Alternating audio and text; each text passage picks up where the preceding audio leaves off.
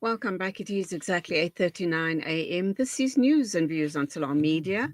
Let's look at what's happening in the DRC, and we understand that a far-reaching truce aimed at ending the conflict in eastern DRC has been signed by the Congolese government and the Rwandan-backed M23 rebel group. The agreement that was reached in Doha, Qatar, includes a permanent halt to hostilities on land, air, and sea. It also bans sabotage, hate propaganda, and any attempt to seize new territory by force. So let's talk with Isaiah Mombilo, chairperson at the Congolese Civil Society of South Africa, and look into this situation. Is it in fact a new dawn? Or are the Congolese people seeing this as a shocking ceasefire deal between the DRC and the M23? A very good morning to you, Isaiah Mombi.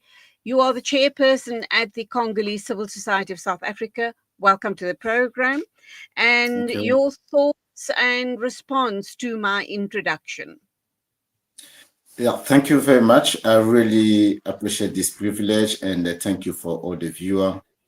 What a comment or preoccupation. It's really important for the Congolese at the moment. The deal which was signed, I think there's a two kind of the deal. The one in Washington, which talk about the sovereignty of Congo, but the Doha one, it talk about the principle, the respect of principle, which makes sure all parties are bound and to prepare now a really dialogue and going to deep to deepening the solution of the conflict. So for me, it's something which we can look at like something where Congolese are turning a new page of their history, and then we need to look at all aspects of on the side of the government. Are we ready for such thing, or are we not ready? Which kind of the attitude or which kind of the approach we're going to have facing this kind of serious deal. So this is what the Congolese civil society trying to look at and to see and to understand deeply in all angles of the matter. Now, both sides have pledged to cooperate fully with international and regional bodies.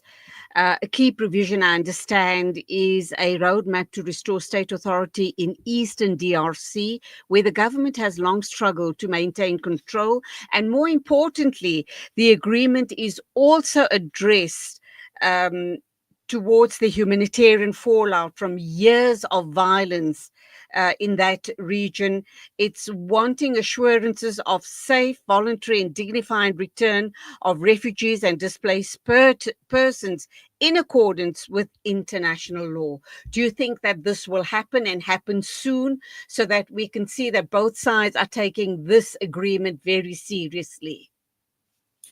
I think for us, we need to see first the effectiveness of the seriousness of this deal before to have a full confirmation of this process. Why I'm saying that? Because historically, Rwanda was infiltrated in Congo for so many years, where there is a lot in terms of controlling Congo in all aspects.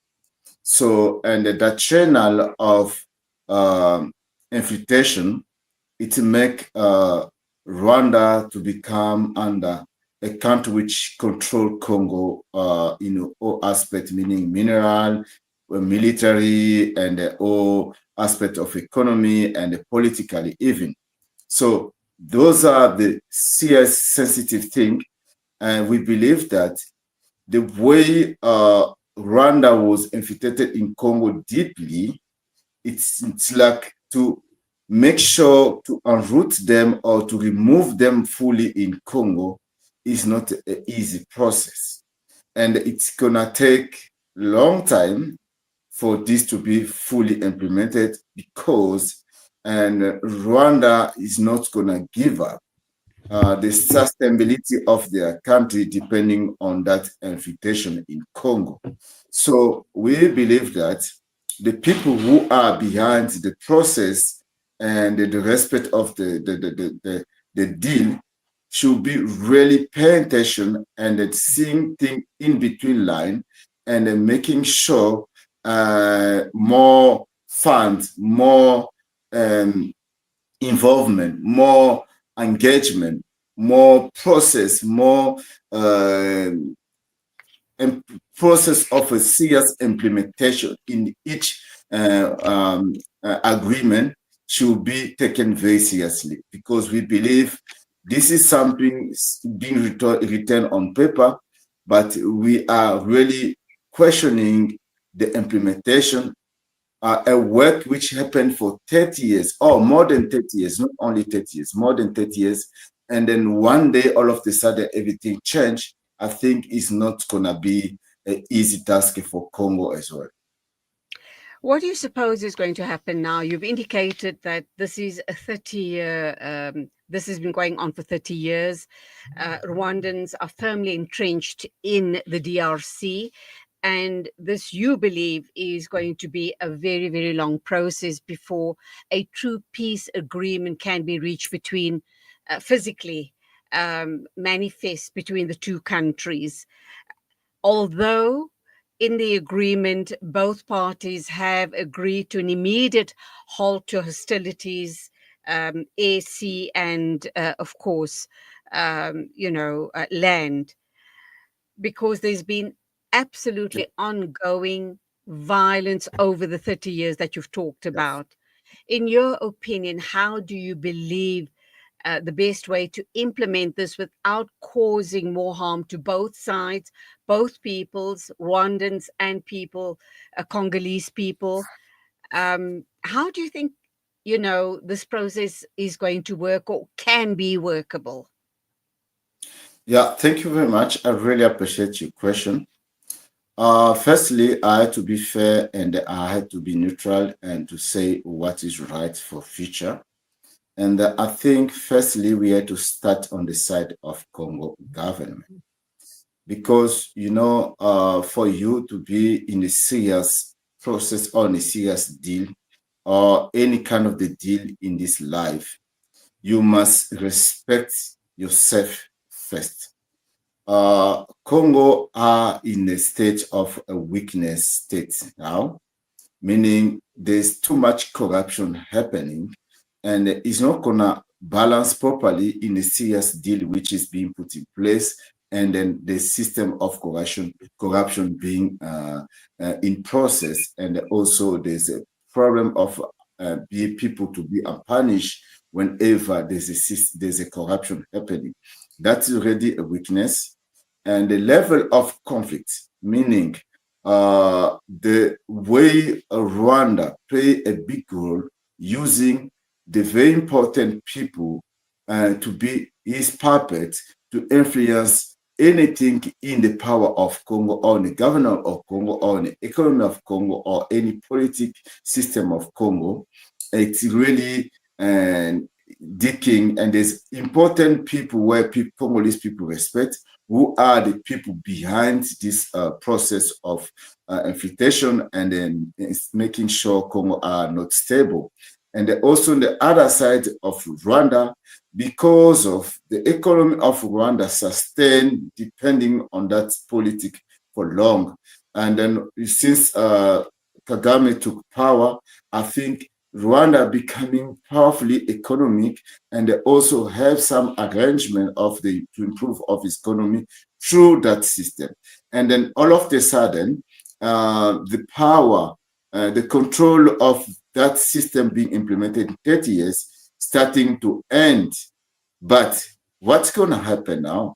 Paul Kagame is going to have a challenge with his population about his position or is about his power, because he promised a lot to his people about the country, about how the country gonna improve economically, and also he makes some arrangement. And those arrangements, if this being implemented powerfully, strongly, it's gonna destabilize the power of Rwanda. Then country like Rwanda is gonna start being in a serious problem, in a serious crisis, in a serious economic crisis, and they're even gonna be affected politically. So all this balance is going to make this process to take long for to be implemented. But beyond that, what can we put in place? What can we suggest in this deal so that we believe everything can happen accordingly?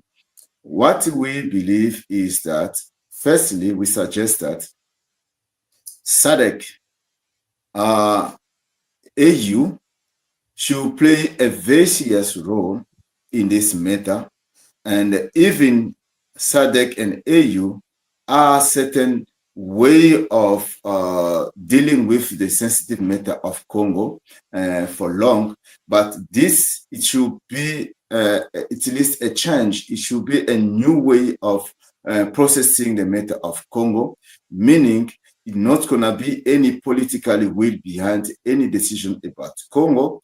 It should be a serious decision where AU should take or should change its leadership, or they should make a new commission, especially for the deal of Congo to be put in place.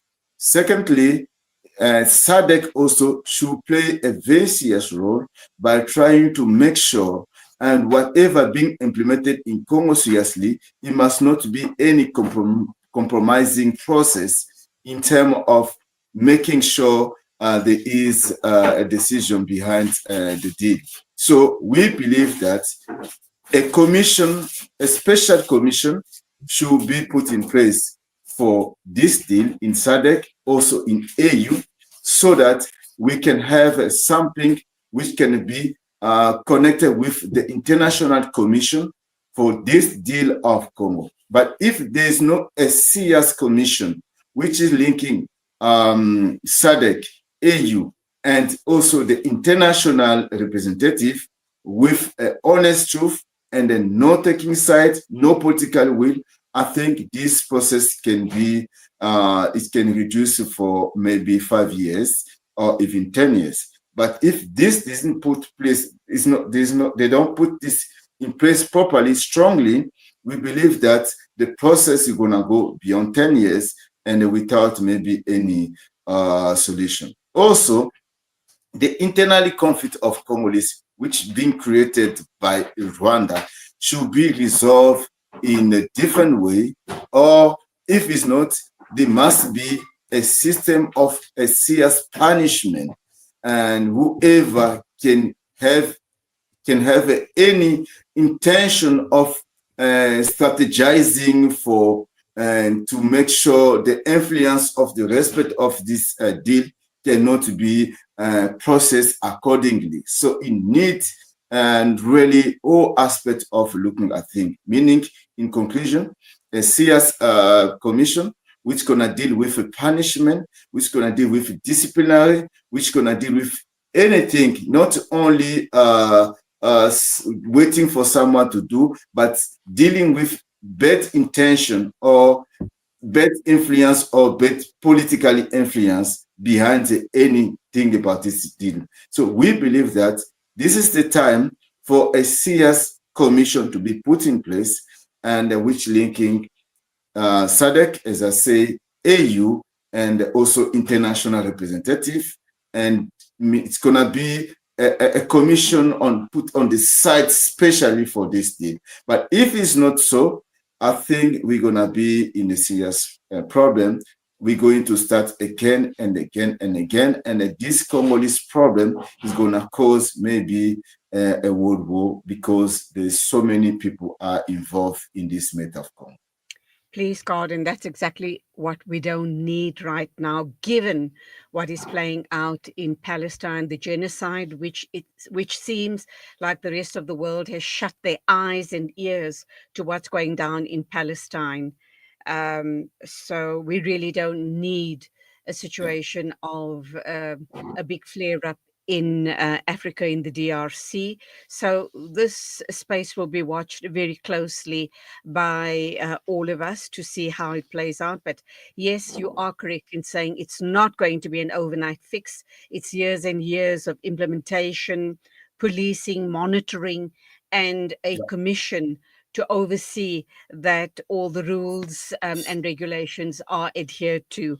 Thank you indeed, Isaiah Mombilo, Chairperson at the Congolese Civil Society of South Africa. God bless all in Africa, and let's hope and pray peace is, eventually reached in that part of the world. God bless. Thank you. It is 8:55 on News and Views here on Salam Media.